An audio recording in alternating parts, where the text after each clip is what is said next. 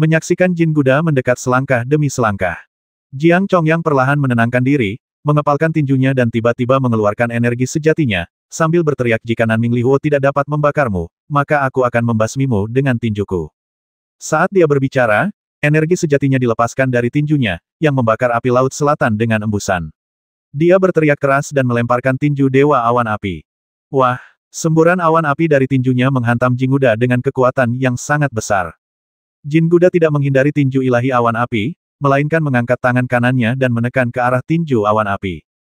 Wah, kekuatan tinju awan api runtuh dalam sekejap. Jin Guda dengan santai menjepit tinju Jiang Chongyang dan membiarkan kekuatan tinju awan api meledak, melonjak ke segala arah, menghancurkan tanah dan menyalakan api di langit.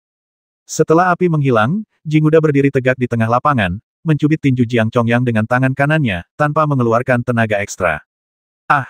Jiang Chongyang mengerahkan tenaga dengan kedua tangannya, mencoba menarik tinjunya dari telapak tangan Jin Guda, tetapi dia menggertakkan giginya dan berusaha sekuat tenaga tetapi tidak bisa melepaskan diri. Telapak tangan Jin Guda tampaknya terbuat dari besi suci dan tidak bisa digoyahkan tidak peduli seberapa keras dia berusaha. Titik. Jin Guda mencibir dan mendesah, semut hanyalah semut, sangat lemah. Aku adalah seorang ahli bela diri yang telah memasuki 10 tempat suci. Beraninya kau mengatakan aku lemah. Jiang Chongyang meraung, mengangkat tangannya yang lain dan melancarkan pukulan. Wah, Jin Guda mengangkat tangannya yang lain dan mencubit tinjunya yang kedua. Sungguh lemah. Semut yang hina dan lemah seperti itu tidak punya hak untuk dibandingkan dengan klan Ibel Surgawiku. Sambil berkata demikian, Jin Guda menendang pinggang dan tulang rusuk Jiang Chongyang. Wah, Jiang Chongyang terbang dalam garis lurus dan menabrak dinding gunung, seolah-olah dia ingin menerobosnya. Akan tetapi, sebelum Jiang Chongyang menabrak dinding gunung, Jin Guda bergerak, mengejar Jiang Chongyang dengan kecepatan yang luar biasa mengerikan, dan berputar untuk menendangnya. Wah, energi perlindungan Jiang Chongyang runtuh, dan sambil mengeluarkan erangan teredam, dia terbang lurus ke arah lain dan menabrak prasasti batu raksasa. Akan tetapi, sebelum dia sempat mengenai batu besar itu, Jin Guda kembali melintas di depannya dan menendangnya dengan tendangan yang menembus matahari. Wah, Jiang Chongyang melolong menyedihkan dan ditendang ke langit. Jin Guda melompat ke langit dan muncul di belakang Jiang Chongyang. Ia mencengkeram lehernya dan berputar cepat ke bawah, menghantam tanah seperti bola meriam yang berputar. Ledakan! Jin Guda mencengkeram Jiang Chongyang dan membantingnya ke tanah, menyebabkan suara gemuruh yang memekakkan telinga. Jeritan Jiang Chongyang tiba-tiba berhenti karena suara gemuruh. Bumi berguncang, dan tanah runtuh luar inci demi inci, akhirnya membentuk lubang besar. Diam, semuanya diam. Dia sama sekali tidak memiliki kekuatan untuk melawan. Meskipun banyak orang tidak dapat melihat gerakan Jin Guda dengan jelas dari beberapa serangan kilat itu bahwa Jiang Chongyang dipukuli tanpa kekuatan untuk melawan. Di tengah-tengah lubang, Jiang Chongyang jatuh ke tanah seperti lumpur, dengan kepalanya tertancap di tanah. Jin Guda mengulurkan tangannya dan menariknya keluar, mencubit kepalanya dengan seringai kejam di wajahnya. Saudaraku! Jiang Qingyue berteriak ngeri. Para tetua keluarga Jiang bergegas maju dan berteriak berhenti. Jin Guda menyeringai muram, mengerahkan kekuatan dengan telapak tangannya, dan menghancurkan kepala Jiang Chongyang dengan suara bang. Darah bercampur materi otak berceceran di mana-mana, dan pemandangannya sangat berdarah. Semua orang yang hadir membuka mulut karena ngeri. Semua orang di keluarga Jiang tercengang. Mereka melihat bagian tubuh yang hancur dan menangis terseduh-seduh. Ekspresi Jun Tianyi dan Yue Ruhai menjadi semakin serius. Semua jenius seni bela diri dari 10 tempat suci dikalahkan. Jin Guda ini terlalu kuat. Apa kekuatan Ibel Surgawi ini? Mengapa gerakannya tampak tidak memiliki kekuatan sama sekali, tetapi sangat kuat? Jun Tianyi menatap Yue Ruhai dengan ekspresi tidak senang. Serangan Jin Guda memang sangat sederhana. Pukulan dan tendangannya sederhana dan langsung, tanpa gerakan yang aneh, juga tidak ada semburan kekuatan tinju. Namun, satu pukulan dapat menembus kekuatan tinju lawan dan meledakkan tubuhnya. Yue Ruhai merenung sejenak sebelum menjawab ini adalah alam yang lebih tinggi dalam seni bela diri yang melampaui kesempurnaan, kembali ke kesederhanaan. Ini adalah alam legendaris, di mana gerakan kembali ke kesederhanaan, dan tampaknya tidak ada kekuatan yang meledak keluar, tetapi semua kekuatan terkonsentrasi pada tinju dan kakinya. Jin Guda harus berlatih menuju alam yang kembali ke kesederhanaan. Bangsa setan langit kuno menang, dan pangeran setan langit Kuilong tertawa terbahak-bahak hahaha. Semut-semut rendahan, tahukah kalian betapa kuatnya penguasa sejati klan setan langitku? Siapa lagi yang berani maju dan mati? Jin Guda melirik sekeliling dengan tatapan dingin dan mendengus, siapa lagi? Datang dan mati. Aku akan membasmimu. Jiang Qingyue berteriak dan bergegas maju untuk bertarung. Ling Feishuang segera menahannya dan mencoba membujuknya. Jalan seni bela diri bertentangan dengan kehendak langit, dan korban tidak dapat dihindari. Jangan impulsif. Jun Tianyi tampak sangat serius. Ia melihat para jenius seni bela diri dari sekte-sekte besar di belakangnya dan bertanya, siapa yang bisa maju dan mengalahkan binatang buas ini? Tak seorang pun menjawab. Semua orang yang hadir melihat kekuatan Jin Guda. Dia sudah begitu kuat sehingga dia tak terkalahkan di ranah sekte bela diri. Siapapun yang melangkah maju akan mati. Jun Tianwen menoleh ke arah Yue Ruhai dan bertanya, Jenderal Yue, jika itu kamu, bisakah kamu melawan binatang buas ini? Yue Ruhai menggelengkan kepalanya dan berkata tanpa daya, aku khawatir, aku juga bukan lawannya. Tepat ketika tidak ada seorang pun dari dinasti Zhou besar yang mampu berperang. Sebuah perahu terbang lain datang dari puncak Seng Sui, dan seorang pria mendarat dengan anggun. Dia adalah Ku Liu Sang, tuan muda keluargaku di kota Tianxiao. Ketika Jun Tianyi melihat Ku Liu Sang muncul, dia bergegas menghampirinya dan berkata, Liu Sang, kamu akhirnya di sini. Saya terlambat karena sesuatu. Ku Liu Sang membungkuk pada Jun Tianyi. Para prajurit terbaik yang dikirim oleh negara Ibel Surgawi kuno sangat kuat. Perang nasional ini akan sulit. Jun Tianyi ingin meminta pendapat Ku Liu Sang. Ku Liu Sang melirik Jin Guda di panggung petik bintang dan berkata, Yang mulia, jangan khawatir. Saya telah mengantisipasi bahwa akan ada lawan yang sangat kuat di kompetisi bela diri perang nasional, jadi saya bertemu dengan Yang mulia sebelum datang ke sini. Yang mulia mengirim 3 pengawal rahasia untuk mengikuti saya. Mata Jun Tianyi berbinar, dan dia melihat ke belakang Ku Liu Sang, dan melihat 3 pengawal rahasia Kaisar Manusia. Ketiga pengawal rahasia ini adalah ahli bela diri yang dipilih oleh Kaisar Manusia dari jutaan orang dan dilatih. Mereka hanya mematuhi perintah Kaisar Manusia. Setelah dipilih secara cermat dari jutaan orang dan yang lemah disingkirkan, tak perlu dikatakan lagi betapa kuatnya para penjaga rahasia yang akhirnya dilatih. Ketiga pengawal rahasia itu memasang ekspresi yang sangat dingin. Mereka berjalan ke arah Jun Tianyi dan memberi hormat, sambil berkata, Jidu, Lo Hou, dan Gui Chou memberi hormat kepada Yang Mulia. Ketika Jun Tianyi melihat ayahnya telah mengirim pengawal rahasia, dia akhirnya merasa lega. Tanpa ketiga pengawal rahasia ini, perang nasional kemungkinan besar akan berakhir dengan kekalahan. Dialah yang bertanggung jawab atas kompetisi perang nasional ini, dan kekalahan akan menjadi kejahatan serius. Tidak perlu memberi hormat, tidak perlu memberi hormat. Senang sekali Anda ada di sini. Ayo, bantu saya mengalahkan Ibel ini, kata Jun Tianyi dengan tergesa-gesa. Mendengar permintaan Jun Tianyi, salah satu dari 3 pengawal rahasia melangkah keluar. Dia adalah Jidu. Jidu berjalan langsung ke Star Picking Platform tanpa berkata apa-apa, menatap Jin Guda dengan mata dingin. Dalam kehidupan pengawal rahasia itu, yang ada hanya perintah dan pembasmian, sehingga saat ia berdiri di Star Picking Platform, niat membasmi terpancar darinya. Jin Guda menatap Jidu selama 2 detik, dengan seringai jijik di wajahnya. Tidak ada perubahan pada ekspresi Jidu, yang masih sedingin es. Dia perlahan mencabut pedang panjang dari pinggangnya, dan tanpa berkata apa-apa, dia langsung menggunakan keterampilan pedang yang ganas untuk menyerang Jin Guda.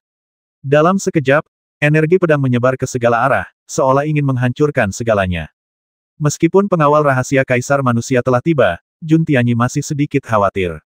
Dia menatap 2 penjaga rahasia yang tersisa dan bertanya, Jidu sudah mencapai level berapa? Puncak seni bela diri. Lo Hou menjawab dengan suara dingin. Hanya master bela diri tingkat atas. Jun Tianyi mengerutkan kening, khawatir dia tidak bisa menjamin kemenangan dengan tingkat kultivasi yang sama. Jangan khawatir, Yang Mulia. Kami adalah pengawal rahasia Kaisar Manusia. Di antara jutaan orang, kami tak terkalahkan di ranah Kaisar bela diri. Lo Hou menambahkan beberapa patah kata lagi saat melihat sang pangeran khawatir. Itu bagus. Perang pecah di Star Picking Platform. Jidu menggunakan keterampilan pedang yang ganas untuk menebas Jin Guda. Pedangnya tajam dan kuat, dan dia tak terkalahkan. Gerakan Jin Guda sederhana. Dia menghindari pedang panjang itu beberapa kali dan tidak langsung melancarkan serangan balik. Setelah 3 gerakan, Jin Guda menyeringai dan berkata, kamu masih semut yang lemah. Setelah berkata demikian, dia mengangkat tangannya untuk menepis pedang panjang itu, lalu menendang ke samping, dan dengan bunyi bang pedang itu mengenai perut Jidu, menendangnya hingga berbentuk busur dan membuatnya terpental mundur dalam garis lurus. Gerakannya sederhana dan langsung, tanpa gerakan aneh.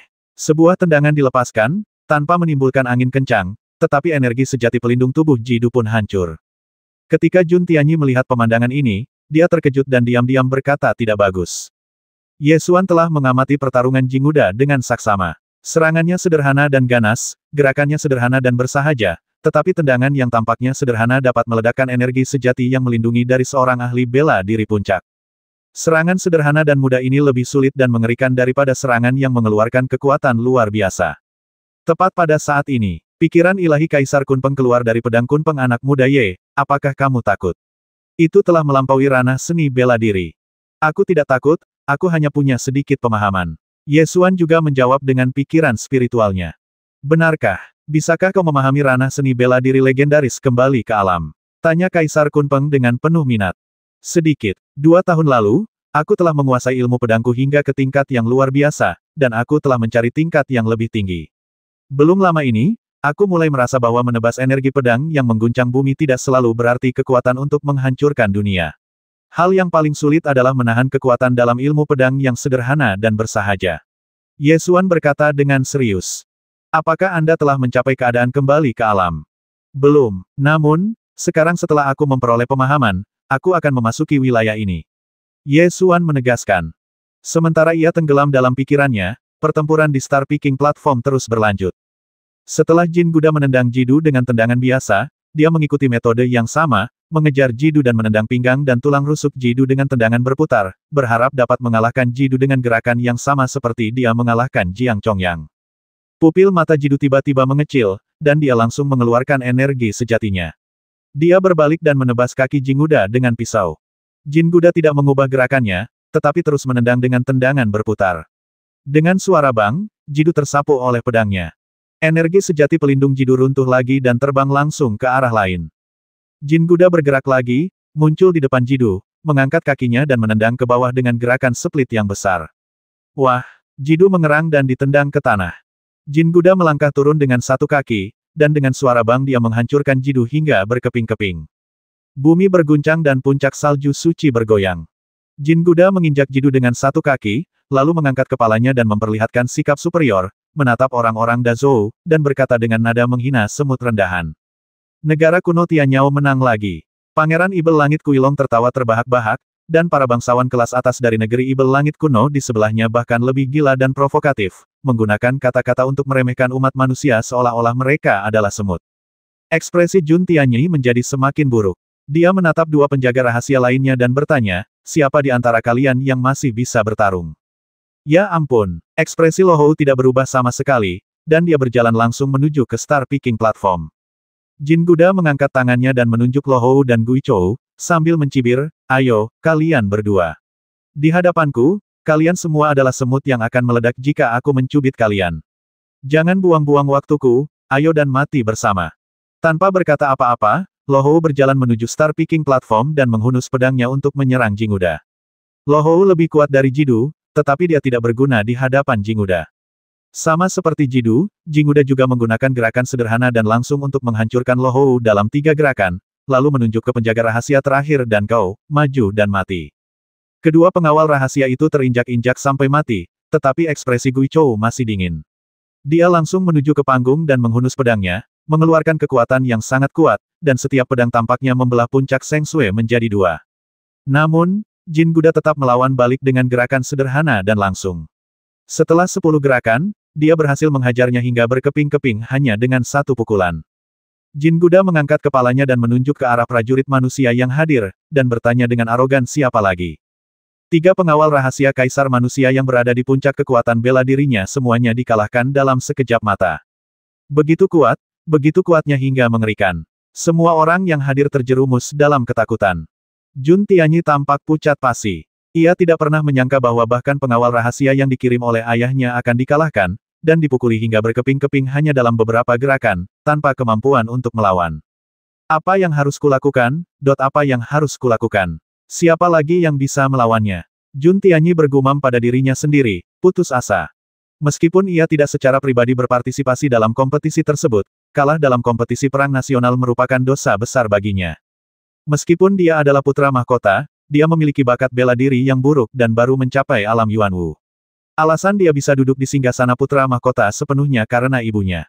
Di antara banyak pangeran kaisar manusia, pangeran keempat Jun Tianwen adalah yang memiliki bakat terkuat dalam seni bela diri, dan janin reinkarnasinya telah terbentuk, yang mulai mengguncang kedudukannya sebagai putra mahkota.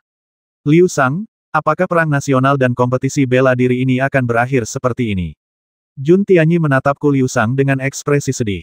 Ekspresi Ku Liu Sang juga sangat jelek. Dia tidak menyangka bahwa penjaga rahasia yang dikirim oleh Kaisar Manusia bukanlah tandingan Jin Guda. Siapa lagi yang bisa bertarung di tempat kejadian? Melihat para jenius bela diri dari sekte-sekte besar, masing-masing dari mereka memiliki ekspresi ketakutan di wajah mereka. Jelas bahwa tidak ada yang berani bertarung lagi. Menghadapi Ibel Surgawi tak tertandingi yang memiliki garis keturunan Raja Ibel Abadi yang hanya muncul sekali dalam puluhan juta tahun di klan Ibel Surgawi, para jenius bela diri dari sekte-sekte besar ini sebenarnya bukan apa-apa. Pangeran Ibel Surgawi Kuilong sedang dalam suasana hati yang sangat baik. Berdiri di panggung yang tinggi, dia mengangkat tangannya dan menunjuk Jun Tianyi, sambil berkata dengan nada provokatif, Jun Tianyi, siapa lagi yang bisa kau kirim untuk mati? Cepatlah, kalian sekelompok semut rendahan, jika tidak ada yang berani keluar untuk mati, serahkan saja 7 kota Longxiang, Liu Yun, Del kepada klan Ibel Surgawiku.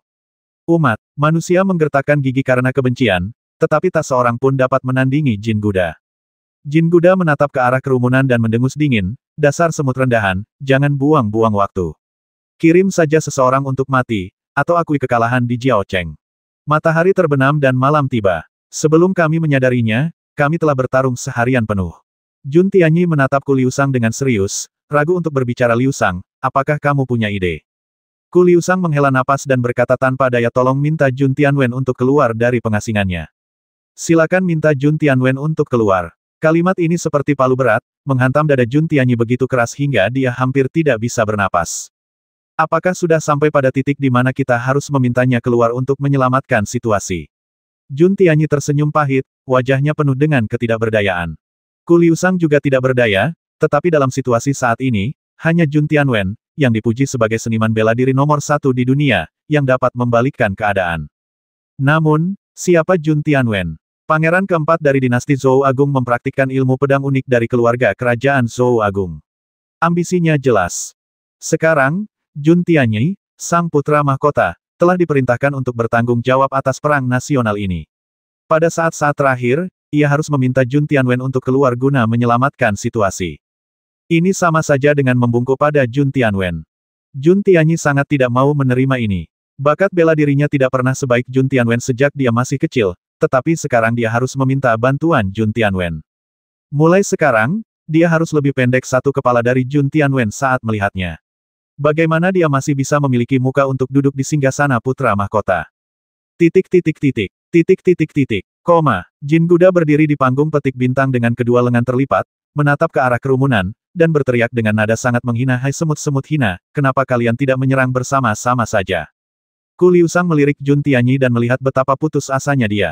Dia menghela napas dan berkata kepada Pangeran Kuilong dengan suara keras, hari ini sudah larut, mengapa kalian semua tidak kembali dan beristirahat dan bertarung lagi besok? Kuilong mencibir, tidak ada gunanya menunda waktu. Kalian semut rendahan berani menghadapi klan Ibel Surgawiku. Kematian adalah satu-satunya jalan keluar. Jangan buang waktu. Hanya ada 3 pertempuran tersisa. Kau harus menyelesaikannya atau menyerah. Ku Liu Sang menoleh ke arah Jun Tianyi dan berbisik, Yang Mulia, buatlah keputusan dengan cepat. Ketika saya datang ke sini, saya mendengar bahwa embrio reinkarnasi Pangeran keempat telah terbangun. Jika ada orang di generasi muda yang dapat mengalahkan Jin Guda, itu pasti dia. Jun Tianyi mengerutkan kening berulang kali, berjuang dalam hati. Ku Liu Sang menekankan nada bicaranya dan berkata, Yang Mulia, Anda sekarang menghadapi pilihan yang sulit. Di satu sisi adalah keadilan nasional, dan di sisi lain adalah kehormatan dan aib pribadi. Apapun pilihan yang diambil Yang Mulia, Liu Sang akan mendukung Anda. Jun Tianyi menatap Ku Liu Sang dengan emosi yang rumit di matanya. Sekarang, dia menghadapi keputusan yang sulit. Demi keadilan nasional, Jun Tianwen harus diundang untuk mengalahkan Jin Guda dan memenangkan perang nasional. Namun, ini berarti harus tunduk pada Jun Tianwen. Apakah demi keadilan nasional, atau menyelamatkan mukamu sendiri? Jun Tianyi berjuang cukup lama, dan akhirnya menghela nafas dan berkata, lupakan saja, mari kita tunda kompetisi perang nasional hingga besok dan minta dia keluar. Setelah dia mengatakan ini, dia tampaknya telah menggunakan seluruh tenaganya dan terjatuh di kursinya. Ketika Ku Liu Sang mendengar keputusan itu, dia menghela napas berat, menoleh ke bangsa kuno Tianyao, dan berkata dengan keras terlalu banyak kerugian jika bertarung di malam hari. Prajurit manusia kita tidak pernah bertarung di malam hari. Sekarang sudah sore, dan malam akan segera tiba. Sisa pertempuran akan diadakan besok. Aku rasa tidak ada di antara kalian yang mampu melawan, dan kalian hanya mengulur waktu. Pangeran Kuilong mendengus dingin. Pangeran Kuilong, karena kamu begitu percaya diri dengan ahli bela diri terbaik di negara Tianyao kunomu, apakah kamu masih takut dengan kompetisi seni bela diri besok? Atau apakah kamu takut bahwa seniman bela diri nomor 1 di Zhou Agung akan muncul besok dan mengalahkanmu? Ku Liusang memprovokasi dia. Kalian ras rendahan. Siapapun yang muncul, mereka akan dipukuli sampai mati dengan satu pukulan. Pangeran Kuilong mencibir dengan nada menghina. Kalau begitu, malam ini tidak cocok untuk pertandingan, jadi mari kita lanjutkan besok. Selamat tinggal, kata Ku Liusang sambil bersiap untuk menemani Jun Tianyi pergi. Tunggu sebentar, jika kau ingin pergi, tinggalkan saja semut rendahan itu dan aku akan membiarkanmu pergi. Pangeran Kuilong menunjuk ke arah Ye Xuan. Semua orang yang hadir memandang Ye Xuan dengan ekspresi rumit di wajah mereka. Jun Tianyi merasa sangat malu dan hendak berbicara. Ye Xuan melangkah ke panggung petik bintang, tersenyum tenang dan berkata, tidak perlu bertanya pada Jun Tianwen, aku akan bertarung dalam pertempuran ini. Ketika semua orang mendengar ini, ekspresi mereka menjadi semakin aneh. Ku Liusang mengerutkan kening dan menatap Ye Xuan beberapa saat, lalu berkata, Ye Xuan, aku tahu bakatmu dalam seni bela diri sangat hebat. Namun, kamu belum benar-benar dewasa. Jika kamu memiliki ahli seni bela diri tingkat ke-6 atau ke-7, aku akan menyarankan Yang Mulia untuk membiarkanmu mencobanya. Namun, ahli seni bela diri setengah langkah terlalu rendah, kamu tidak mungkin menang. Benar sekali, bahkan para jenius bela diri dari 10 tempat suci pun dipukuli sampai berkeping-keping, jadi mengapa seorang master bela diri setengah langkah ikut bersenang-senang? Seseorang di samping bergumam. Tuan Kota Ye, perang nasional adalah masalah yang sangat penting dan bukan hal yang bisa disepelekan. Anda, Jun Tianyi merasa sedikit malu.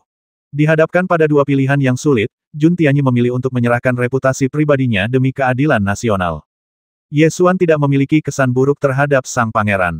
Melihat bahwa sang pangeran tidak setuju dengannya untuk pergi berperang, dia tidak marah kalau begitu, kamu boleh pergi. Aku tidak akan berpartisipasi dalam perang nasional. Aku akan menyelesaikan dendam pribadiku dengan negara kuno Tianyao di puncak Sengsue ini.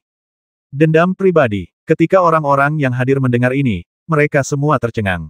Mereka memiliki hak untuk mempertanyakan keikutsertaan Ye Xuan dalam perang nasional, tetapi mereka tidak memiliki hak untuk menghentikan Ye Xuan berduel dengan kerajaan kuno Tianyao karena dendam pribadi. Ye Xuan mengabaikan Jun Tianyi dan yang lainnya, berbalik dan menatap Pangeran Ibel Surgawi Kuilong, dan berkata dengan keras, Kuilong, tidakkah kau ingin aku bertarung? Sekarang, aku berdiri di panggung pertempuran ini atas namaku sendiri. Menang atau kalah, itu tidak ada hubungannya dengan perang nasional. Kuilong awalnya khawatir Ye Xuan tidak akan berani bertarung, tetapi sekarang Ye Xuan berdiri di arena seni bela diri, dia tidak lagi peduli apakah itu perang nasional atau tidak, dan segera menyeringai dan berkata, kamu sedang mencari kematian. Jin Guda, patahkan tangan dan kakinya untukku, aku akan menggantungnya di gerbang kuil dan membuatnya bertobat sampai mati karena telah menghujat garis keturunan bangsawan klan setan langit. Jin Guda melipat tangannya, mendongak, matanya penuh penghinaan. Menurut pendapatnya, dia bisa membantai para pendekar bela diri teratas di antara umat manusia sesuka hatinya, dan seorang pendekar bela diri setengah langkah manusia bahkan tidak sebaik seekor semut. Ye Xuan melepas kotak pedang dan menaruhnya di tanah, lalu mengeluarkan pedang kunpeng dan memegangnya dengan sarung di tangan kirinya. Setelah melihat gaya tinju Jin Guda cenderung kembali ke kesederhanaan aslinya, Ye Xuan ingin mencoba kembali ke asal-muasal ilmu pedang dan menemukan cara untuk kembali ke kesederhanaan aslinya. Para prajurit Zhou Agung yang hadir saling memandang dengan bingung ketika melihat tindakan Ye Xuan, dengan hanya satu pikiran di benak mereka apakah orang ini sakit jiwa. Mengapa dia harus pergi ke sana untuk mencari kematian? Jun Tianyi sangat bingung. Awalnya, dia selalu tidak setuju dengan keikutsertaan Ye Xuan dalam kompetisi. Selain tidak ingin melihat negara kalah dalam kompetisi seni bela diri, dia juga ingin melindunginya. Akan tetapi, sekarang Ye Xuan ingin bersaing dengan ahli perang teratas dari negara kuno Tianyao dalam kapasitas pribadinya, dia tidak punya alasan untuk menghentikannya. Dia memandang Ku Liusang, ingin melihat apa yang dipikirkan Ku Liusang. Ku Liusang hanya menggelengkan kepalanya. Dia juga tidak mengerti apa yang akan dilakukan Ye Xuan. Menantang seorang ahli perang puncak tingkat ke-9 dengan kultivasi seorang ahli bela diri setengah langkah ibarat memukul batu dengan telur. Klan setan langit secara alami tinggi. Ketika Jin Guda berdiri dengan tangan terlipat, dia setengah badan lebih tinggi dari Ye Xuan. Ditambah lagi dengan perbedaan dalam pembudidayaannya, kontrasnya pun sangat kuat. Di sisi manusia, setiap orang memiliki ekspresi aneh di wajah mereka, dan mereka tidak dapat mengerti mengapa Ye Xuan ingin naik dan mati. Ling Feishuang mengerutkan kening saat dia melihat sosok di panggung petik bintang. Sosok yang pernah mengalahkannya sekarang menantang Panglima Perang Puncak tingkat ke-9 dari klan Setan Langit dengan tingkat kultivasi seorang Panglima Perang setengah langkah. Dia tidak mengerti mengapa Ye Xuan melakukan ini. Apakah karena dia percaya diri atau sombong?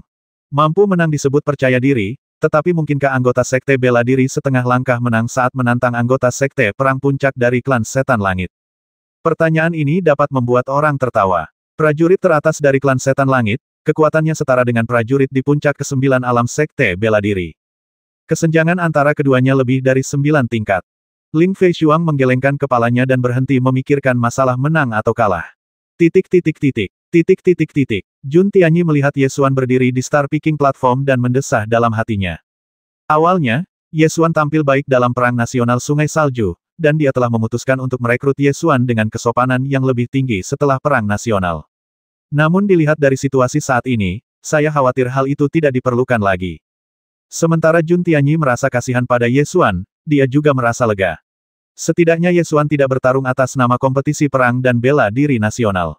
Selama kompetisi perang dan bela diri nasional dapat ditunda hingga besok, masih ada harapan untuk menang.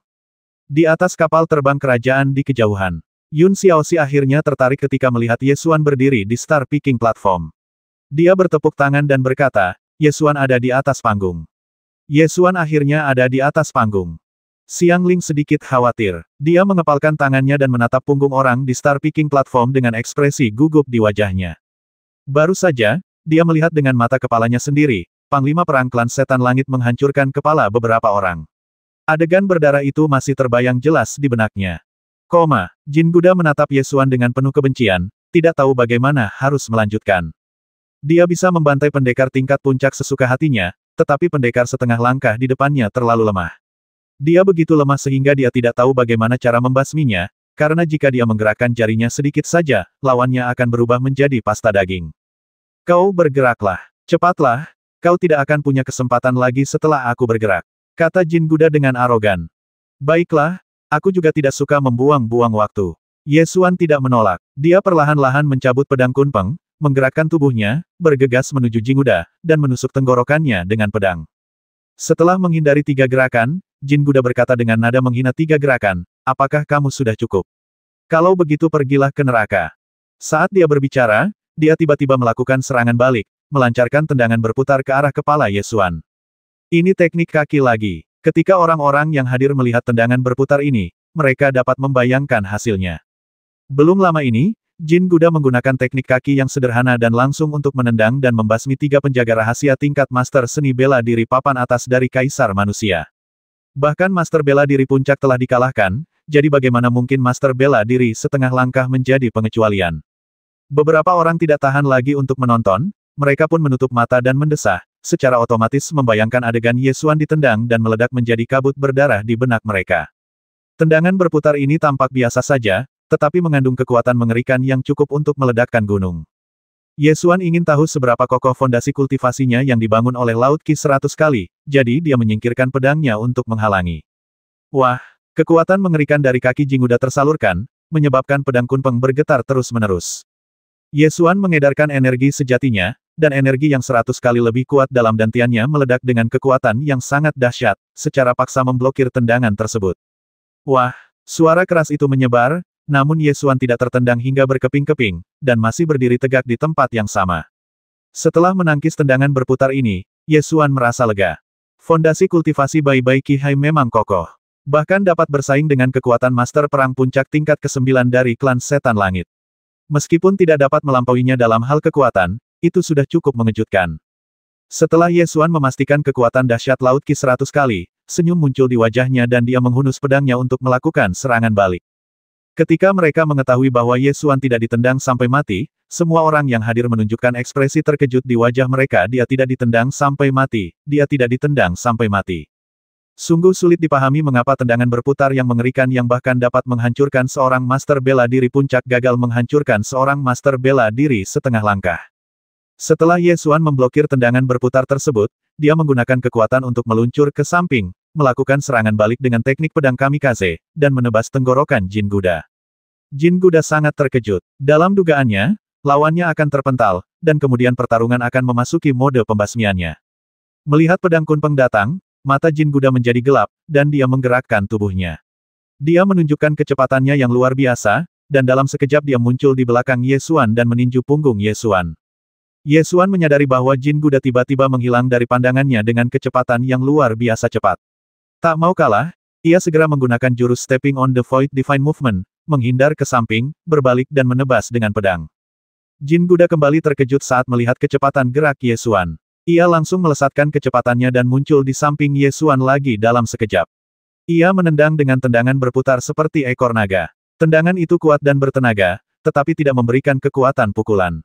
Ye Xuan mengerahkan skill gerakan ilahi melangkah ke dalam kekosongan semaksimal mungkin, melawannya dengan cepat, dan benturan tinju dan pedang menghasilkan serangkaian suara tumpul. Seorang laki-laki dan seorang setan, mereka mulai bertarung satu sama lain, saling memukul dan menggunakan pedang. Tidak ada pukulan atau energi pedang, dan setiap gerakan terlihat biasa saja, tetapi kecepatan gerakannya begitu cepat sehingga tidak terlihat oleh mata terbuka. Ketika tinju dan pedang itu beradu, bagaikan sebuah meteor yang menghantam gunung, dengan suara bang-bang-bang yang keras dan menggetarkan tanah. Dalam beberapa tarikan napas, kedua pihak telah saling bertukar ratusan jurus. Para prajurit yang menyaksikan pertarungan itu tidak dapat menahan diri untuk tidak membelalakkan mata mereka. Mereka awalnya mengira bahwa Ye Xuan akan ditendang sampai mati oleh Jin Guda dalam satu gerakan, tetapi Ye Xuan bertarung dengan Jin Guda selama ratusan gerakan dengan ilmu pedangnya yang biasa-biasa saja, dan pertarungan itu berlangsung bolak-balik. Bagaimana ini mungkin? Bagaimana mungkin seorang Master Sekte Bela Diri setengah langkah bertarung dengan seorang Master Sekte Perang tingkat 9 dari klan Setan Langit begitu lama? Seorang tetua dari Sekte Yunlong bergumam pada dirinya sendiri karena terkejut. Mungkinkah Jin Guda sedang mempermainkannya? Bermain. Benturan tinju dan pedang mengguncang tanah di bawah kaki kami. Bagaimana kekuatan sekuat itu bisa disebut permainan? Balas seseorang. Jin Guda memiliki ekspresi yang sangat aneh di wajahnya. Matanya sedikit menyipit dan tatapannya seperti anak panah yang tajam, menatap Ye Xuan, ingin memastikan tingkat kultivasi Ye Xuan. Akan tetapi, dari sudut pandang manapun, manusia di hadapannya hanya seorang master bela diri setengah langkah, tetapi kekuatan yang ia tunjukkan jauh melampaui para master bela diri puncak tingkat 9 sebelumnya. Ledakan, ledakan, ledakan, tinju dan pedang beradu, menimbulkan suara keras. Setelah bertarung 100 jurus, semangat juang Ye Xuan tinggi. Kekuatan yang ditunjukkan oleh Laut Qi 100 kali lipatnya begitu kuat sehingga ia dapat menghadapi ahli perang puncak tingkat 9 dari klan Setan Langit dengan tingkat kultivasi sekte bela diri setengah langkah. Jun Tianyi, Yue Ruhai, Ku Liusang dan yang lainnya menjadi semakin ketakutan semakin banyak yang mereka tonton. Sebelumnya, tak seorang pun di antara mereka yang percaya bahwa seorang Master Sekte Bela Diri setengah langkah mampu bertarung melawan Master Sekte Perang tingkat atas dari klan Setan Langit hingga sejauh ini. Ini adalah perbedaan 9 tingkat. Bahkan jika orang melihatnya dengan mata kepala sendiri, sulit bagi mereka untuk mempercayainya. Jun Tianyi tampak bingung, menatap Ku Liusang, dan bertanya, Liusang, apakah Ye Xuan menyembunyikan kultivasinya?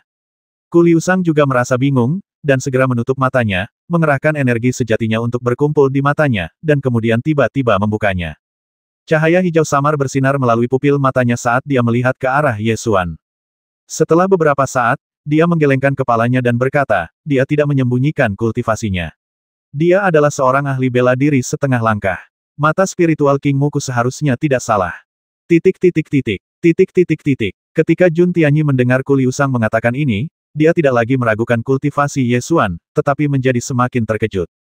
Bagaimana dia bisa melakukannya? Dia mampu melampaui 9 tingkatan dan bertarung melawan prajurit terbaik dari klan Ibel Surgawi. Ku Liusang menggunakan murid spiritual King Mu untuk mengamati Ye Xuan dalam waktu yang lama, tetapi tidak menemukan petunjuk apapun. Dia hanya merasa bahwa energi sejati yang terpancar dari lautan Qi Ye Xuan jauh lebih kuat daripada energi sejati seorang ahli bela diri setengah langkah biasa. Orang ini telah mengejutkanku berkali-kali sejak hari dia bertemu Ye Xuan di kota Tianxiao, dan aku menjadi semakin bingung. Ku Liusang bahkan lebih terkejut. Sejak hari dia bertemu Ye Xuan di kota Tianxiao, setiap kali dia melihatnya, dia akan menemukan sesuatu di luar dugaannya. Liusang, sepertinya kita benar-benar meremehkannya. Jun Tianyi menghela nafas. Jun Tianyi tidak menyadari bahwa dia telah mendesah seperti itu 10 hari yang lalu. Saat itu, Ye Xuan membalikkan keadaan perang nasional Sungai Salju sendirian. Hanya 10 hari telah berlalu ketika dia sekali lagi mengucapkan perasaan ini. Dia dan Ku Liusang saling memandang, dan pada saat yang sama teringat apa yang dikatakan Ye Xuan di Menara Xianle di matamu. Aku hanyalah seorang ahli bela diri setengah langkah, tetapi di hatiku aku memiliki cara untuk naik ke surga dalam seni bela diri. Oleh karena itu, perekrutanmu tidak akan pernah berhasil sejak awal. Dan aku tidak punya apa-apa untuk diminta, dan aku tidak pernah berpikir untuk menunggu harga. Jun Tianyi tiba-tiba berpikir bahwa jika Ye Xuan bisa menang, maka dia tidak perlu meminta Jun Tianwen untuk keluar dari pengasingan, dan dia tidak perlu tunduk pada Jun Tianwen. Dia tiba-tiba merasa sedikit lega. Dia dengan cepat bertanya Liu Sang, apakah menurutmu Ye Xuan dapat mengalahkan Jin Guda? Ku Liu Sang mengerutkan kening dan berpikir, lalu perlahan menggelengkan kepalanya dan berkata, meskipun dia memberiku banyak kejutan, Jin Guda tidak pernah menggunakan kekuatan penuhnya sejak dia melangkah ke panggung pertarungan. Masih sulit untuk mengalahkan Jin Guda. Meskipun Jun Tianyi sangat enggan, dia sudah setuju dengan pendapat Ku Liu Sang di dalam hatinya ya. Bagaimana mungkin seorang ahli bela diri setengah langkah dapat mengalahkan seorang ahli perang puncak tingkat ke-9? Aku terlalu berharap. Di platform petik bintang, Ye Xuan melawan musuh dengan serius menggunakan keterampilan pedang dasar, berusaha sekuat tenaga menahan energi pedang dan ketajaman pedang, serta memahami cara untuk kembali ke alam.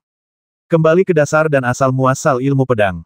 Semenjak ia mengembangkan energi pedang, semua teknik pedangnya ditujukan untuk menghasilkan energi pedang terkuat, dan makna sebenarnya dari teknik pedang secara bertahap telah hilang.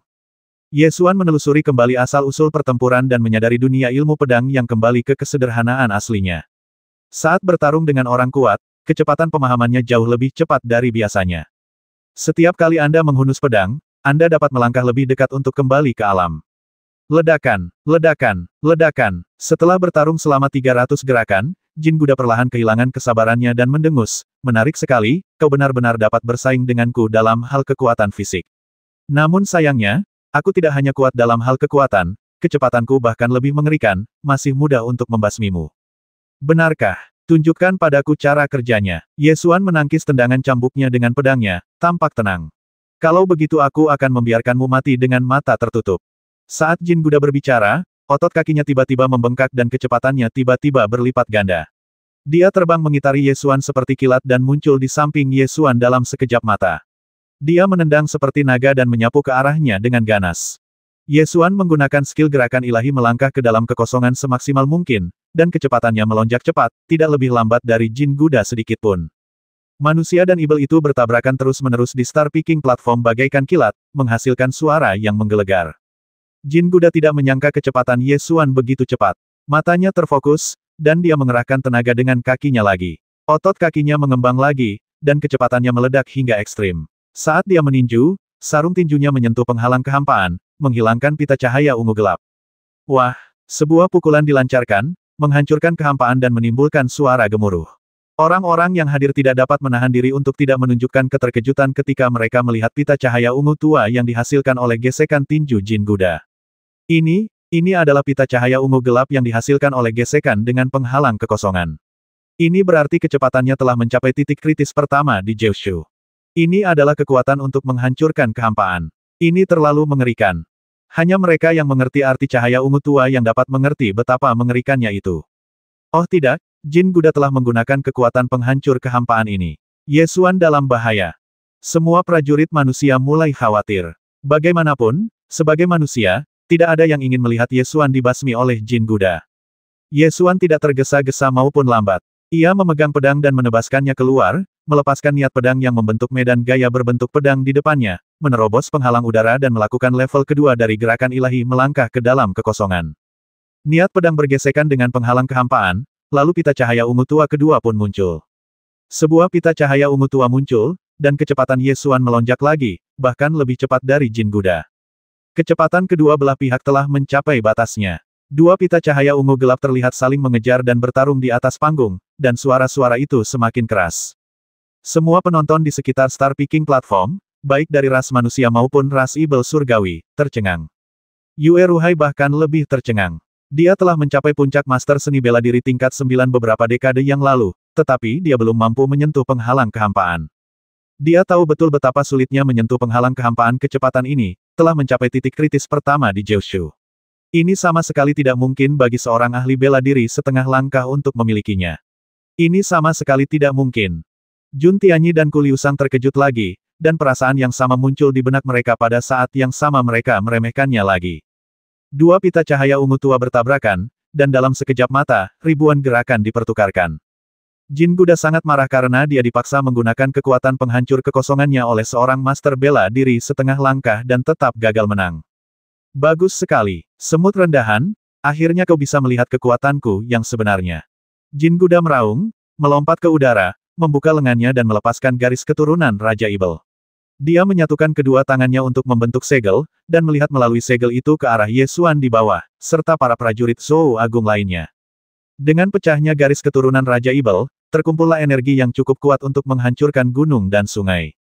Saat energi ini muncul, seketika itu pula terciptalah gelombang dahsyat di tingkat jiwa, yang menyebabkan jiwa manusia bergetar. Ketika Kuliusang melihat energi ini berkumpul, dia langsung berteriak kaget, oh tidak. Dia ingin menghancurkan kita dan puncak Seng Sui bersama-sama. Begitu kata-kata itu diucapkan, seruan terdengar dari sekelompok prajurit. Dia ingin membasmi kita semua. Lindungi Kaisar, lindungi Yang Mulia, cepat. Para pengawal pribadi sang pangeran segera bergegas ke Jun Tianyi dan berdiri di depannya. Namun, jika Jin Guda ingin menghancurkan seluruh puncak Seng Sui, maka berdiri di depan Jun Tianyi tidak akan mampu melindunginya sama sekali. Seketika terjadi keributan di antara para prajurit. Jun Tianyi memaksa dirinya untuk tetap tenang dan berteriak, tenang, tetap tenang, aktifkan formasi pertahanan perahu terbang cahaya terapung. Jin Guda melayang di udara, menatap Ye Xuan dengan pandangan menghina, dan berkata dengan nada menghina, apakah kamu pikir kamu memiliki kekuatan yang sama denganku hanya dengan bertarung denganku selama 2 gerakan? Di hadapanku, kamu masih seekor semut yang rendah.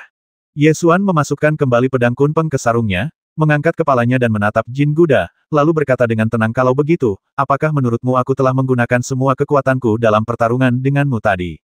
Apalagi, Jin Guda mencibir, Saya hanya menggunakan kompetisi ini untuk memahami ranah kembali ke kesederhanaan asli ilmu pedang. Sekarang saya hampir memahaminya. Sudah waktunya untuk mengakhiri kompetisi ini. Ye Xuan menatapnya dengan tenang. Dasar semut rendahan, kau sudah hampir mati dan masih ingin pamer. Aku akan membasmimu sekarang juga. Jin Guda berkata demikian sambil berteriak keras, dan darah Raja Ibel di tubuhnya meletus sepenuhnya. Dia menukik ke bawah dan meninju Ye Xuan. Wah! Tinju itu menghancurkan penghalang kehampaan, dan kekuatan tinju yang dahsyat meledak, menghancurkan dengan kekuatan yang menghancurkan, menyelimuti seluruh puncak Seng Sui, seolah ingin menghancurkannya bersama-sama. Ye Xuan berteriak, menghunus pedangnya dan menebas ke atas. Dentang! Dengan satu pedang, ujung pedang Kaisar Dewa yang tak terkalahkan memotong segalanya. Pedang itu berkelebat dan memotong kekuatan tinju itu menjadi 2.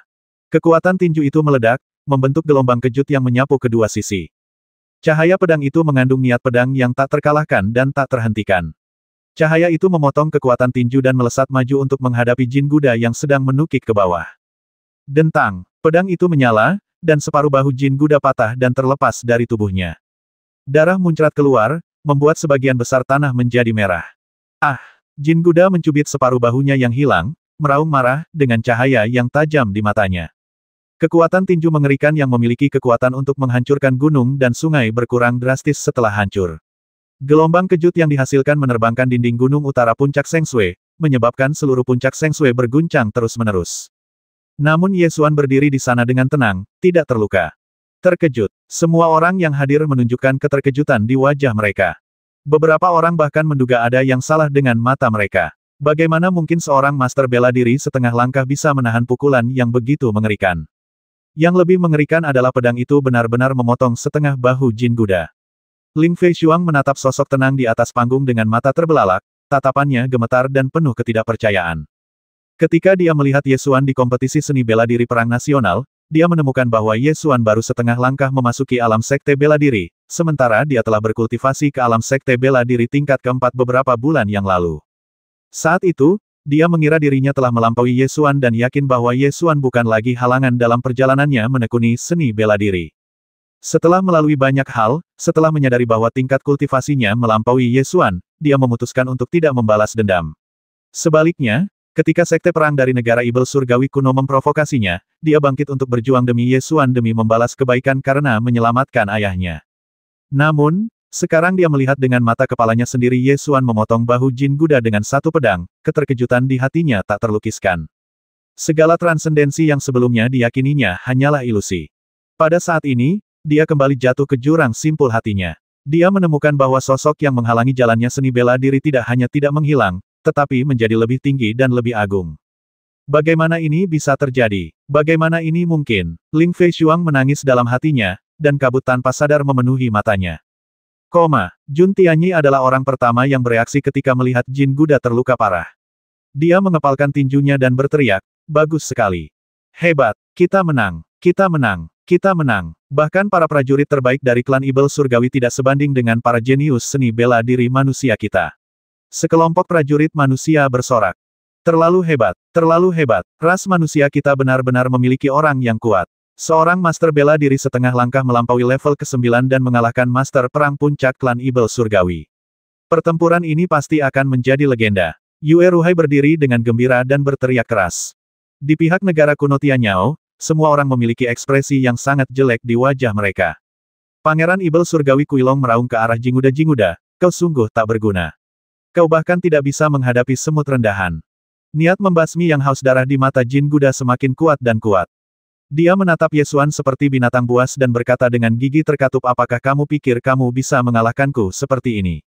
Apalagi, Yesuan menjawab dengan pertanyaan yang sama.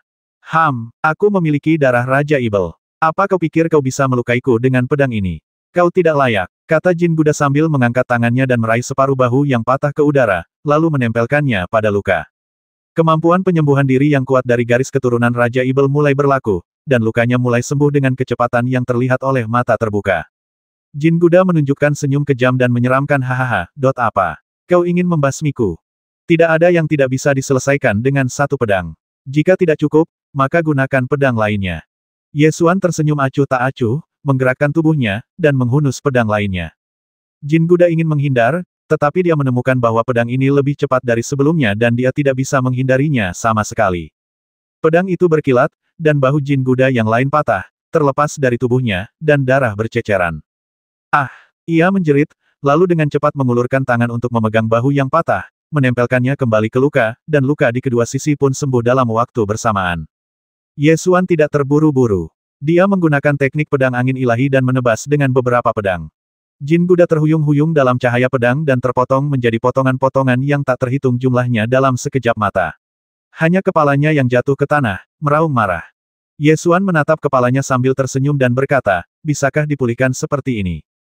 Dasar semut rendahan, Jin Guda meraung marah. Meskipun garis keturunannya sangat kuat dan luka-lukanya dapat sembuh perlahan selama mereka bersendewa, tubuhnya terpotong menjadi potongan-potongan yang tak terhitung jumlahnya dan dia tidak memiliki tangan untuk menyatukannya. Ketika Pangeran Ibel Surgawi Kuilong melihat ini, matanya membelalak, dan dia segera menunjuk ke arah Yesuan dan memerintahkan, kemarilah, cepat kemari, basmi semut hina ini untukku.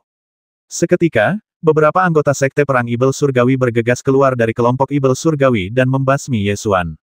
Aku akan membasmi siapapun yang datang. Yesuan berbalik dan mengayunkan pedangnya beberapa kali, memotong semua Tian Yao Zanzong yang menyerbu menjadi dua. Bahkan Jin Guda, prajurit terkuat dan terkuat dari klan Setan Langit, telah dikalahkan. Prajurit klan Setan Langit yang tersisa sama sekali bukan tandingan Yesuan. Setelah beberapa serangan pedang, semua anggota Sekte Tianyao Zan jatuh ke tanah, dan darah berceceran di seluruh tanah. Para bangsawan kelas atas negeri Tianyao kuno semuanya ketakutan saat melihat pemandangan berdarah itu. Wajah Pangeran Ibel Surgawi Kuilong tampak sangat jelek, dan dia meraung marah, basmi dia. Basmi dia semua. Namun, para bangsawan negeri Tianyao kuno di belakangnya ketakutan dan tidak berani melangkah maju. Yesuan berdiri di panggung petik bintang, berhadapan dengan sekelompok bangsawan dari negeri Tianyao kuno, dengan momentum seorang pria yang menjaga celah gunung. Kedua negara berada di ambang jalan buntu. Para bangsawan tingkat atas dari negara Tianyao kuno terbiasa dengan kehormatan tinggi dan sangat menghargai nyawa mereka. Tidak peduli seberapa keras Kuilong berteriak, para bangsawan Tianyao ini tidak berani melangkah maju. Yesuan menginjak-injak kepala Jin Guda hingga berkeping-keping, lalu mengangkat tangannya untuk merebut energi jiwanya, memurnikannya menjadi esensi sejati murni dan menggabungkannya ke dalam lautan ki miliknya. Melihat Jin Guda terbasmi, semua prajurit manusia yang hadir sangat terkejut hingga tidak bisa berkata apa-apa. Ini adalah master bela diri setengah langkah terkuat yang pernah saya lihat, tidak ada yang menandingi. Bahkan master bela diri setengah langkah terkuat dalam mitos dan legenda Jiushu tidak dapat mencapai level ini, kan? Sebelum pertempuran ini dimulai, tidak ada seorang pun yang hadir percaya bahwa Yesuan dapat mengalahkan Jin Guda. Jun Tianyi bahkan tidak mau membiarkan Yesuan bertarung atas nama perang nasional. Namun, sekarang, Jin Guda, yang dengan mudah dapat menghancurkan seorang master bela diri puncak, tewas di bawah pedang Ye Xuan. Titik titik titik. Titik titik titik. Jun Tianyi tiba-tiba menyadari bahwa dia telah meremehkan orang ini lagi. Dia tidak dapat mengingat berapa kali dia merasakan hal ini. Setelah dikejutkan berkali-kali, Jun Tianyi akhirnya tersadar, dan dengan cepat berjalan ke panggung petik bintang, datang ke sisi Ye Xuan, dan berkata sambil menangkupkan tangan Tuan Kota Ye, tolong berjuanglah untuk perang nasional. Pikiranku sempit. Ye Xuan menatap para bangsawan atas negeri Tianyao kuno dan melihat bahwa semua bangsawan Tianyao ini memiliki ketakutan di wajah mereka. Tianyao Zanzong yang kejam dan haus darah telah bergegas maju ketika mendengar perintah dari Pangeran Tianyao. Tianyao yang tersisa semuanya adalah bangsawan yang menghargai hidup mereka. Dalam perang nasional ini, negara kuno Tianyao tidak lagi memiliki siapapun yang mampu menang. Ye Xuan menoleh untuk melihat Jun Tianyi dan berkata dengan nada datar, aku telah membasmi yang terkuat, dan aku tidak perlu mengambil tindakan terhadap yang lainnya. Setelah itu, dia berbalik dan berjalan menuruni Star Picking Platform. Jun Tianyi membungkuk pada Ye Xuan. Saat Ye Xuan berbalik dan berjalan menuruni Star Picking Platform, Jun Tianyi tiba-tiba menyadari bahwa ia tidak akan pernah bisa merekrut jenius seni bela diri yang melampaui legenda ini. Saat itu, di lantai atas menara Xianle, ketika mendengar kata-kata tidak akan pernah dijual, dia merasa sedikit mengejek dalam hatinya, berpikir bahwa harga yang ditawarkan tidak cukup tinggi. Akan tetapi, pada saat ini, Jun Tianyi menemukan bahwa Ye Xuan memiliki karakter yang sombong, yang tidak hanya mustahil baginya, sang pangeran, untuk merekrutnya, tetapi juga mustahil bagi siapapun di dunia ini untuk merekrutnya.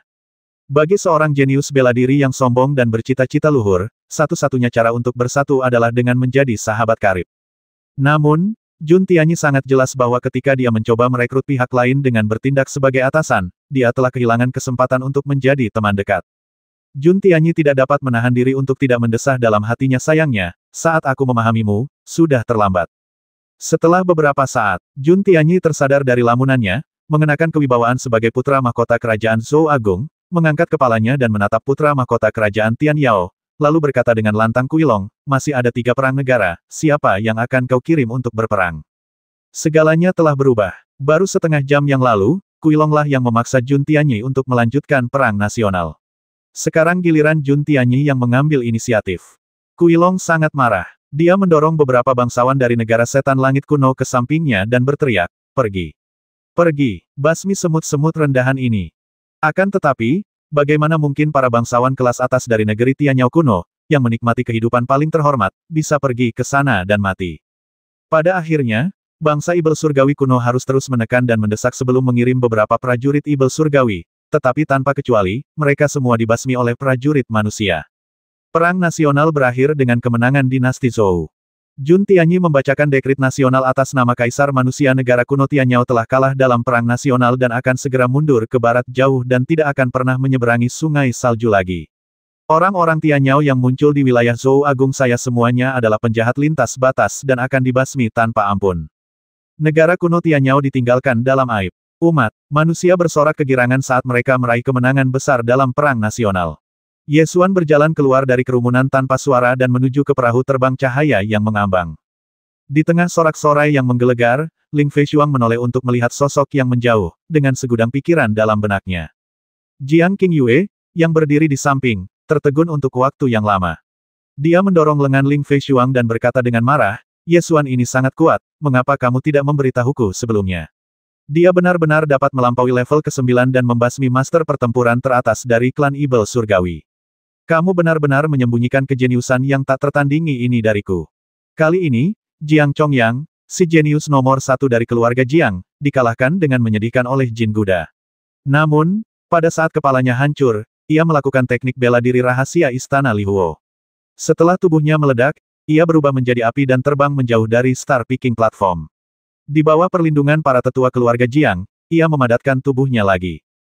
Jiang Qingyue tidak pernah menyangka kalau kakaknya benar-benar akan kalah dari Jin Guda, dan dia juga tidak pernah menyangka kalau master bela diri setengah langkah yang dia ejek itu benar-benar akan melompat 9 tingkat dan membasmi Jin Guda.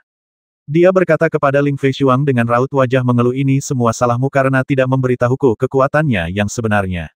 Kalau tidak, aku tidak akan merasa malu. Ling Feishuang tetap diam dan tidak berniat memperhatikan keluhan Jiang Qingyue. Kembali ke perahu terbang ringan yang mengapung, Xiang Ling segera berlari, mengangkat lengannya dan melihat sekeliling. Jangan khawatir, kamu tidak terluka. Ye Xuan menghibur. Yun Xiaoxi melompat dan bersorak dengan suara seperti lonceng perak, kita menang, kita menang. Sekarang kita menang, kita bisa bermain. Biarkan Snowball membawa kita ke Sungai Longxiang untuk bermain di air. Kamu hanya tahu cara bermain di air. Ye Xuan mengulurkan tangan dan menepuk dahinya. Yun Xiaoxi cemberut, menunjuk ke arah kerumunan yang bersorak, dan berkata, di sini terlalu berisik. Perang nasional baru saja dimenangkan dan orang banyak begitu bersemangat hingga mereka tidak bisa berhenti sejenak. Beberapa orang bahkan mengambil anggur berkualitas dan meminumnya di teras petik bintang, menceritakan kembali peristiwa perang nasional ini dengan cara yang murah hati dan heroik. Perang nasional dan kompetisi seni bela diri telah berakhir, dan krisis penyerahan kota Liuyun telah terselesaikan. Ye Xuan tidak terbiasa dengan kebisingan di sini dan ingin kembali ke kota Longxiang, tetapi perahu terbang cahaya terapung milik Sekte Tianjian dan tidak dapat diusir sesuka hati. Baiklah, biarkan Snowball membawa kita kembali ke kota. Ye Xuan setuju. Maka, Yun Xiaoxi memanggil angsa itu, dan tanpa mempedulikan halangan sang pengasuh, dia melompat ke punggung angsa itu dan terbang menuruni puncak Seng Sui bersama Ye Xuan. Yun Xiaoxi menghadapi angin kencang dari langit, terkikik bahagia. Seperempat jam kemudian, angsa itu perlahan mendarat di Sungai Longxiang dan perlahan melayang menuju kota Longxiang di sepanjang sungai. Yun Xiaoxi segera melepas sepatunya dan memasukkan kaki kecilnya ke sungai dan mulai menendang. Ye Xuan khawatir dia akan jatuh ke sungai, jadi dia cepat-cepat meraih bagian belakang kerah bajunya. Ini adalah pertama kalinya Xiang Ling menunggangi angsa berbulu salju. Dia sangat penasaran dan membungkuk serta meraih angsa itu ke dalam air untuk bermain dengannya. Mereka bertiga pun mengapung di sungai itu beberapa saat, tiba-tiba terlihatlah di hadapan mereka seorang penduduk desa yang sedang membasuh luka bernanah di lengannya di tepi sungai. Ye Xuan segera menarik kedua gadis itu, membiarkan angsa itu mendayung ke tepi pantai, dan pergi ke darat untuk melihat keadaan penduduk desa. Hanya dengan satu tatapan, Ye Xuan menyadari bahwa kulit lengan penduduk desa itu terluka akibat bisa ular naga berkepala 3. Namun, dia jelas telah memberikan resep detoksifikasi kepada Jun Tianyi dan mengumumkannya kepada dunia. Selain itu, ramuan yang digunakan dalam resep tersebut sangat murah, dan bahkan orang yang lebih miskin pun dapat membelinya untuk detoksifikasi. Mengapa penduduk desa ini masih menderita borok kulit? Ye Xuan pergi ke tepi pantai dan bertanya kepada penduduk desa, orang tua, tidakkah kamu tahu bahwa lukamu disebabkan oleh racun ular naga? Penduduk desa menoleh ke arah Ye Xuan dan melihat bahwa dia adalah seorang pemuda yang heroik dan luar biasa. Mereka mengira pemuda seperti itu tidak akan peduli dengan hidup dan mati warga biasa, jadi mereka hanya menggelengkan kepala tanpa daya. Xiang Ling dan Yun Xiaoxi juga turun dari punggung Snowball. Yun Xiaoxi datang dan melihatnya, lalu mengambil sebuah manik-manik dari pakaiannya dan memberikannya kepadanya sambil berkata, ini, gunakan untuk mengobati penyakitmu. Ketika penduduk desa melihat mutiara itu, mereka tahu bahwa itu adalah harta yang tak ternilai harganya. Mereka tidak berani mengambilnya dan segera bersujud sambil berkata, cukup. Terima kasih, Tuan dan Nona. Saya tidak berani mengambil harta yang begitu berharga. Yun Xiaoxi mencari di sekujur tubuhnya tetapi tidak menemukan sesuatu yang lebih murah dari mutiara ini. Xiang Ling segera membuka dompetnya, menyerahkan sepotong perak, dan berkata, apakah ini cukup? Penduduk desa segera mengambil koin perak itu dan bersujud sebagai tanda terima kasih, sambil berkata, terima kasih, Tuan Muda dan Nona Muda. Kalian berdua adalah orang baik. Kalian akan menjadi kaya dan berkuasa di masa depan serta memiliki banyak anak dan cucu. Ye Xuan bertanya lagi, apakah kamu tahu bahwa borok kulitmu disebabkan oleh keracunan? Saya tahu. Kota Longxiang telah memasang pengumuman setengah bulan lalu yang mengatakan bahwa air di sungai Jixue beracun, dan juga memasang metode untuk mendetoksifikasinya. Jawab penduduk desa. Karena kamu sudah tahu, mengapa kamu tidak pergi membeli obat untuk detoksifikasi? Ye Xuan bertanya lagi. Penduduk desa menggelengkan kepala dan berkata, kami tidak mampu membelinya. Tidak mampu membelinya. Ivy tanah dan heather adalah tanaman herbal yang paling umum, dan harganya tidak lebih dari beberapa koin tembaga. Bahkan jika kamu miskin, kamu pasti punya beberapa koin tembaga, kan? Ye Xuan bertanya sambil mengerutkan kening. Penduduk desa itu menggelengkan kepala dan berkata, Tuanku, Anda tidak tahu bahwa setengah bulan yang lalu, tanaman merambat dan semak heather dapat dibeli hanya dengan 2 atau 3 koin tembaga. Namun sekarang, 10 tael perak bahkan tidak dapat membeli sehelai daun pun. Ye Xuan memiliki pengalaman 2 kehidupan, jadi dia mengerti apa yang sedang terjadi begitu dia mendengarnya. Harga sejenis tanaman obat bisa naik dari 2 koin tembaga menjadi 10 tael perak. Hanya ada satu alasan untuk ini, pasti ada pengusaha yang tidak bermoral yang bekerja. Jadi begitu. Ye Xuan mengeluarkan beberapa koin lagi dari dompet Xiang Ling, menyerahkannya, dan berkata, ambillah uang ini. Jika masih ada anggota keluargamu yang tidak punya uang untuk berobat, belilah lebih banyak ramuan. Namun, jangan membeli terlalu banyak, cukup secukupnya saja. Aku yakin harga kedua ramuan ini akan segera turun. Setelah meninggalkan Perak, Ye Xuan segera kembali ke kota Longxiang. Setelah kembali ke kota Longxiang, Ye Xuan pertama-tama pergi ke apotek-apotek besar di kota itu dan mendapati bahwa harga tanaman rambat akar tanah dan tanaman heather di apotek-apotek itu memang sangat tinggi. Tanaman merambat akar tanah yang awalnya dapat dibeli seharga 2 koin tembaga sekarang dijual seharga 20 atau 30 tael perak. 1 tael perak setara dengan 1000 koin tembaga. Harganya telah meningkat 10.000 kali lipat, sungguh suatu keajaiban dunia. Di depan toko obat herbal Qianyao, seorang pria miskin dengan kulit merah dan bengkak berjalan ke apotek dan memohon dengan berlinang air mata, tolong berikan saya sejumput tanaman rambat. Bayi saya sedang sekarat. Saya telah mencarinya di pegunungan selama 3 hari dan hanya menemukan sehelai tanaman heather. Saya kekurangan tanaman rambat. Tolong jualkan saya sejumput.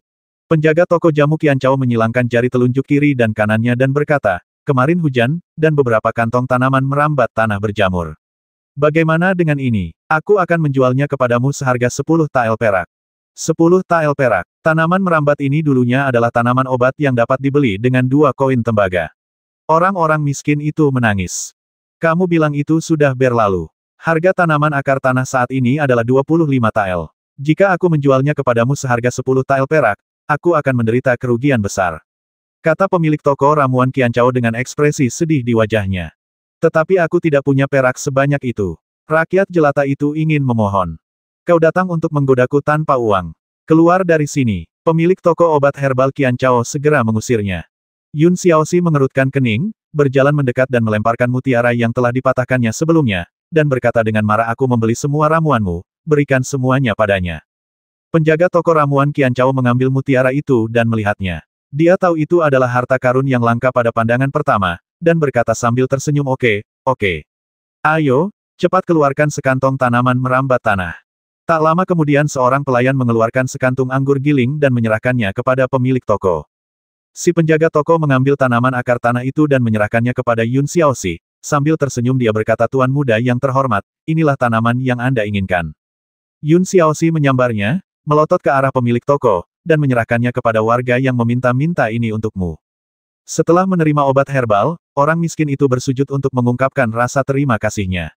Yun Xiaoxi tiba-tiba merasa senang saat melihat bahwa dia telah menyelamatkan seseorang.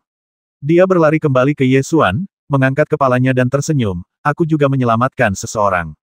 Melihat senyum di wajah gadis kecil itu, Ye Xuan tidak berdaya. Hanya saja dia begitu naif hingga berpikir bahwa menyelamatkan satu orang saja sudah cukup. Harga tanaman akar tanah dan tanaman heather telah meningkat ke tingkat yang sangat mengerikan, yang berarti bahwa ratusan ribu orang di sekitar kota Longxiang mungkin tidak mampu membelinya. Mudah dibayangkan betapa seriusnya situasi ini. Ye Xuan segera pergi ke kantor pemerintahan kota Longxiang dan menanyai penjaga kota mengapa dia tidak mengendalikan harga tanaman merambat dan bunga heather di kota. Penjaga kota Longxiang City melirik Ye Xuan, melambaikan tangannya dengan acuh tak acuh dan berkata, siapa kamu? Apakah giliranmu untuk mengelola bisnis bahan obat di kota ini? Ye Xuan segera menjadi murka, melotot ke arah penjaga kota, tidak berdebat dengannya lagi, lalu berbalik dan pergi. Meninggalkan kantor pemerintahan kota, Ye Xuan membiarkan Xiang Ling kembali terlebih dahulu, lalu langsung pergi ke villa pangeran dan menendang pintu hingga terbuka. Wah, berani sekali kau. Siapa yang berani masuk ke villa pangeran? Seketika, para pengawal istana pangeran bergegas keluar dan menghunus pedang mereka. Aku ingin bertemu Jun Tianyi, kata Ye Xuan dengan suara berat. Pemimpin pengawal di kediaman putra mahkota langsung berteriak, kau pikir kau bisa memanggil putra mahkota dengan namanya? Akui kesalahanmu sekarang juga, atau jangan salahkan kami karena bersikap kasar. Aku akan mengatakannya lagi, aku ingin bertemu Jun Tianyi. Ye Xuan mengulanginya dengan marah. Komandan pengawal istana pangeran segera menjadi marah dan hendak mengambil tindakan. Seorang penjaga yang melihat Ye Xuan di aula Hongwu bergegas menghampiri komandan dan berbisik, Komandan, sepertinya saya pernah melihat orang ini di aula Hongwu. Yang mulia putra mahkota tampaknya sangat menghormatinya. Pemimpin pengawal itu mengerutkan kening dan bertanya, siapakah kamu? Beritahu aku namamu. Kamu Xuan. Meskipun komandan penjaga belum pernah bertemu Ye Xuan, berita tentang Perang Nasional Sungai Salju telah menyebar ke seluruh kota Longxiang selama periode ini. Di kalangan pengawal istana pangeran, perkara ini tersebar seakan-akan merupakan suatu mukjizat. Oleh karena itu, komandan pengawal itu telah mendengar nama Ye Xuan. Bukan hanya dia mendengarnya, tetapi dia juga mendengarnya seperti guntur di telinganya. Apakah kamu Ye Xuan, orang yang memberikan kontribusi besar dalam Perang Nasional Sungai Salju? Ini aku, kata Ye Xuan dengan suara berat. Pemimpin penjaga itu tahu sesuatu yang serius pasti telah terjadi, dan dengan cepat berkata, tunggu sebentar, saya akan masuk dan melapor. Tidak perlu, katakan saja di mana Jun Tianyi berada. Aku akan langsung mencarinya, kata Ye Xuan sambil berjalan langsung ke villa pangeran, mengabaikan halangan para penjaga dan bergegas masuk. Para pengawal istana pangeran tidak berani menghentikannya, mereka hanya bisa mengikuti dari dekat dan membujuknya Tuan Kota Ye. Tuan Kota Ye, mohon tunggu pemberitahuannya, mohon. Villa pangeran di kota Longxiang tidak mewah, tetapi ukurannya besar, dengan 3 pintu masuk dan 3 pintu keluar. Ye Xuan bergegas masuk ke pintu kedua dan mendatanginya seorang sarjana berjubah hitam, yang berusia sekitar 40 atau 50 tahun dan tampak seperti sekretaris utama istana pangeran. Sarjana berpakaian hitam itu berhenti di depan Ye Xuan, menangkupkan tangannya dan berkata Tuan Kota Ye, saya sarankan Anda untuk tidak pergi menemui Yang Mulia Putra Mahkota. Walaupun lelaki ini berbicara sambil mengatupkan kedua tangannya, nadanya sangat dingin dan keras. Ye Xuan meliriknya dan bertanya, siapa kamu? Saya Hong Seng, Kepala Panitera Istana Putra Mahkota. Cendekiawan berjubah hitam itu menjawab. Seorang pejabat utama Istana Putra Mahkota berani menghentikanku.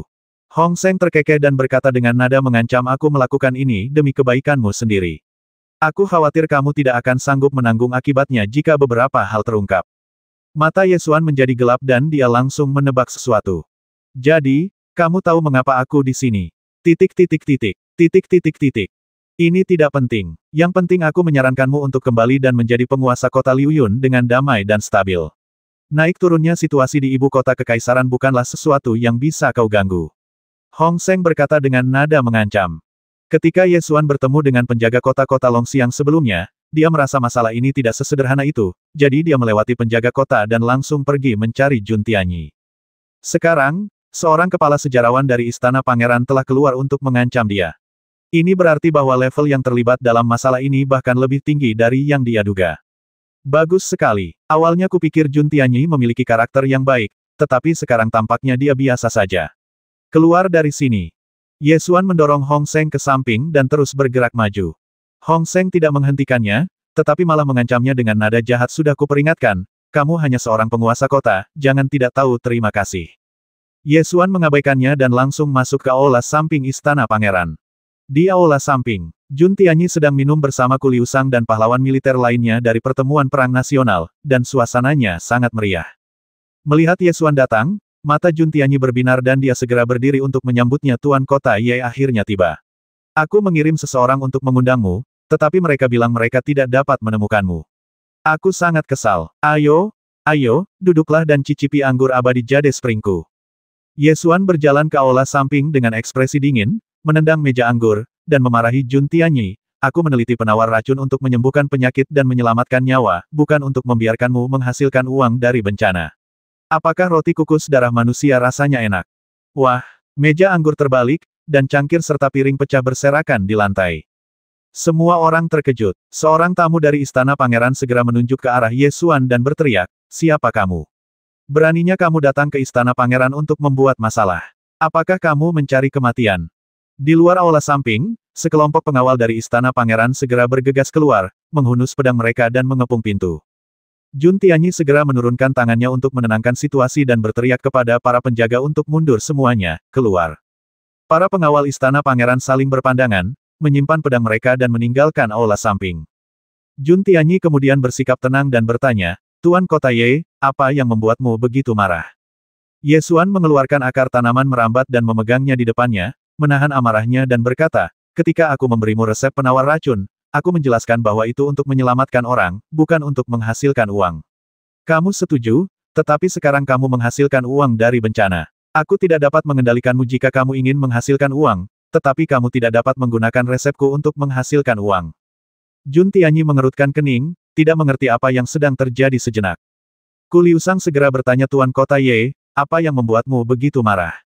Ye Xuan mengangkat tanaman akar tanah dan berkata, tanaman akar tanah ini dihargai 2 koin tembaga setengah bulan yang lalu, tetapi sekarang dijual seharga 20 tael perak. Harganya telah meningkat 10.000 kali lipat, yang benar-benar merupakan keajaiban dunia. Ketika Jun Tianyi mendengar ini, matanya terbelalak dan dia berbalik untuk bertanya kepada pemimpin pengawal, apakah tanaman akar tanah di luar sekarang dijual seharga 20 tael perak. Pemimpin pengawal itu ragu-ragu sejenak sebelum menundukkan kepalanya dan menjawab, memang telah meningkat menjadi 20 tael perak dalam 2 hari terakhir. Wajah Jun Tianyi menjadi gelap, dan dia bertanya, mengapa kamu tidak datang dan melaporkan hal ini ketika sesuatu seperti ini terjadi? Komandan pengawal itu menjawab, Yang Mulia tidak pernah peduli dengan masalah-masalah sepele yang berhubungan dengan uang. Jun Tianyi menarik napas dalam-dalam, menoleh ke Ye Xuan, dan berkata dengan nada menenangkan Tuan Kota Ye, jangan marah. Harga bahan obat telah meningkat begitu tinggi, pasti ada yang salah. Namun, masalahnya tidak serius. Saya akan segera memerintahkannya untuk mencari tahu alasannya, dan kemudian meminta kantor pemerintah kota untuk menyesuaikan harga bahan obat. Ye Xuan mencibir, tidak serius. Saat aku baru saja masuk, seseorang dari istana pangeran mengancamku untuk tidak mengungkapkan masalah ini. Apakah kamu mencoba membersihkan istana pangeran dari masalah ini dengan berpura-pura tidak tahu? Begitu kata-kata ini keluar, mata Jun Tianyi dan Ku Liusang tenggelam pada saat yang sama. Mereka berdua adalah orang-orang pintar, dan ketika mereka mendengar kata ancaman, mereka langsung tahu bahwa istana pangeran terlibat dalam masalah ini. Jun Tianyi segera bertanya siapa itu. Hong Seng, pejabat kepala istana putra mahkota. Hong Seng. Jun Tianyi langsung berteriak marah di mana Hong Seng. Seret dia ke sini. Tak lama kemudian, cendekiawan berjubah hitam itu berjalan cepat ke aula samping dan membungkuk pada Jun Tianyi. Setelah upacara selesai, Hong Seng melapor terlebih dahulu Yang Mulia, saya pernah mencoba menghentikan Tuan Kota Ye sebelumnya, tetapi saya gagal dan merusak kesenangan Anda. Menarik, suara Jun Tianyi terdengar dingin. Hong Seng menundukkan kepalanya dan tidak melihat ekspresi Jun Tianyi, tetapi dia mendengar sesuatu yang salah dalam suaranya dan mengerutkan kening. Jun Tianyi berteriak, katakan padaku. Apa hubungannya harga tanaman obat seperti akar tanah yang meroket di kota ini denganmu? Ini, Hong Seng ragu-ragu. Bicaralah. Jun Tianyi bertanya dengan suara tinggi. Saya hanya mengikuti perintah. Saya tidak tahu mengapa Yang Mulia marah, jawab Hong Seng. Atas perintah siapa? Hong Seng ragu sejenak sebelum menjawab, Yu Changxi. Ketika mendengar 3 kata Yu Changxi, alis Jun Tianyi langsung mengernyit. Karena Yu Changxi ini adalah saudara dari putri mahkota Yu Miaoyin. Siapapun yang tahu sedikit tentang kisah di dalam istana pangeran dapat menebak ide umum di balik ini. Ku Liusang tahu bahwa masalah ini serius, tetapi dia tidak bisa segera memberikan penjelasan, jadi dia buru-buru membungkuk kepada Ye Xuan dan berkata, Tuan Kota Ye, masalah ini mungkin sedikit rumit. Mengapa Anda tidak kembali dulu, dan ketika Yang Mulia mengetahuinya, saya pasti akan memberikan penjelasan kepada Tuan Kota Ye. Ye Xuan mendengus dingin, rumit. Ini hanya masalah keluarga wanita. Beraninya aku menjungkirbalikkan meja pangeran. Menambahkan keluarga Yu tidak akan membuat banyak perbedaan. Wajah Jun Tianyi tampak sangat jelek, hitam seperti dasar pot. Hong Seng mengangkat kepalanya dan mengintip, melihat kemarahan di wajah sang pangeran, dia berpikir bahwa kali ini si bodoh bernama Ye ini akan dikutuk. Namun, Jun Tianyi tiba-tiba memerintahkan, kemarilah. Bawa Yu Changxi ke penjara dan tunggu interogasi. Komandan penjaga Su Mao Cheng, bawa token saya ke kantor pemerintah kota dan perintahkan penjaga kota untuk segera mengendalikan harga bahan obat di kota. Jika dia berani menaikkan harga 1 koin tembaga dibandingkan dengan setengah bulan yang lalu, saya akan mengambil kepalanya. Siap, komandan pengawal segera menerima perintah itu. Ketika Hong Seng mendengar serangkaian perintah ini, dia begitu takut hingga seluruh tubuhnya gemetar. Setelah Jun Tianyi memberi perintah, dia membungkuk kepada Ye Xuan dan berkata, saya lalai dalam masalah ini. Saya akan memberikan penjelasan khusus kepada Tuan Kota Ye tentang hukuman khusus setelah saya mengetahui penyebabnya. Komandan pengawal telah menggunakan token pangeran untuk mengendalikan harga bahan obat, dan harga bahan obat di kota akan segera turun. Ye Xuan telah mencapai tujuannya, jadi dia pergi tanpa mengatakan apapun lagi.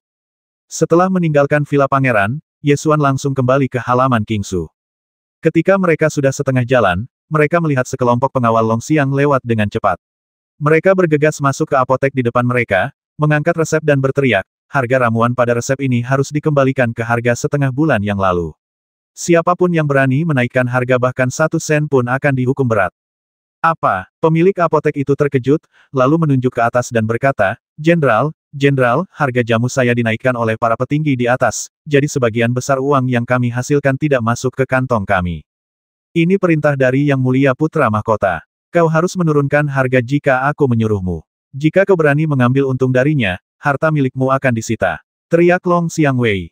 Ya, saya akan segera turunkan harganya. Pemilik toko obat itu tidak berani melawan dan langsung menurunkan harga rimpang tanah dan bunga heather. Ketika penduduk kota mendengar bahwa harga tanaman obat akar tanah dan tanaman heather turun, mereka khawatir harga kedua tanaman obat ini akan melonjak lagi. Oleh karena itu, mereka berbondong-bondong ke apotek untuk membeli kedua tanaman obat ini jika terjadi keadaan darurat. Seorang penduduk desa yang akhirnya membeli beberapa tanaman rambat tanah, sambil memegang sekantong tanaman rambat, berlutut di jalan dan menangis keras, bersujud kepada surga. Alhamdulillah, akhirnya saya bisa membeli beberapa tanaman rambat tanah. Anak saya akhirnya bisa diselamatkan, surga punya mata, surga punya mata. Melihat kejadian ini, warga sekitar pun turut berlutut dan bersujud di hadapan Sungai Longxiang sebagai ungkapan rasa syukur kepada dewa. Ye Xuan memandang orang-orang ini dan merasakan banyak emosi dalam hatinya. Di setiap dunia pasti ada orang jahat, namun ada juga orang sederhana seperti ini. Mereka mungkin tidak pernah berhubungan dengan seni bela diri Tongtian sepanjang hidup mereka, tetapi mereka merupakan landasan umat manusia. Mereka adalah fondasi ras manusia. Hanya jika fondasinya cukup dalam, seseorang dapat berdiri teguh dalam menghadapi ras asing. Hanya ketika fondasinya cukup kuat, kita dapat menumbuhkan orang-orang kuat yang dapat berdiri di puncak 9 provinsi. Ketika orang-orang ini berlutut untuk menyembah surga, Ye Xuan dengan jelas melihat lapisan samar aura mulia naik. Itulah pikiran semua makhluk hidup. Pikiran itu tidak dapat dilihat atau disentuh, tetapi benar-benar ada di hati setiap warga negara.